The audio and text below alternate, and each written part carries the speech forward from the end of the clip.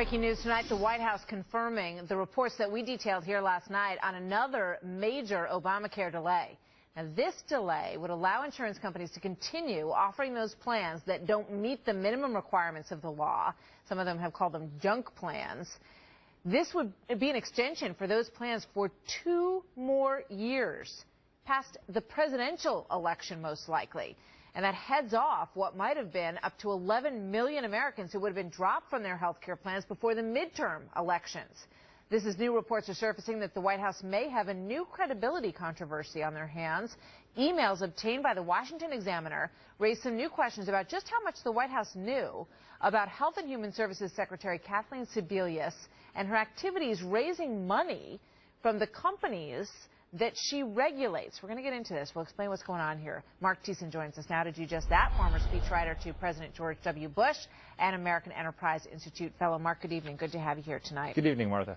So these are the plans. I mean, when you really think about this, during the debt ceiling deal, the GOP said, why don't we just delay this whole thing for a year? You know, get our ducks in a row. There's a lot of problems with it. We'll wait. Democrats, president on down, they said that would be cruel. You can't deny people this wonderful plan that we have come up with for them. That would be cruel to do that to them. So now, right? You're with me? So now they're saying, give it 2 more years. You can keep those stinking plans that don't work and don't cover you, but you can keep it for 2 more years. I mean, this smacks of a very political decision, Mark. Oh, absolutely. This is not intended to protect the American people from Obamacare. It's designed to protect vulnerable Democrats from another wave of Obamacare cancellations. This will do nothing to stop this wave of There's a second wave of cancellations coming in the employer-based health care system.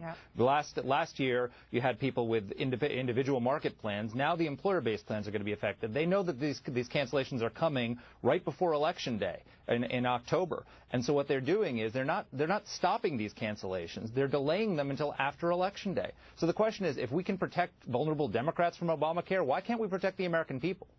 It's an excellent question, and you wonder, what the ramifications of this are. Basically they're postponing the pain for a lot of people, and they're making it easier, as you say, for many Democrats who would be up against a wall when they got millions more people in their districts who ran out of their ability to keep the plan that they liked, which they were promised in the beginning.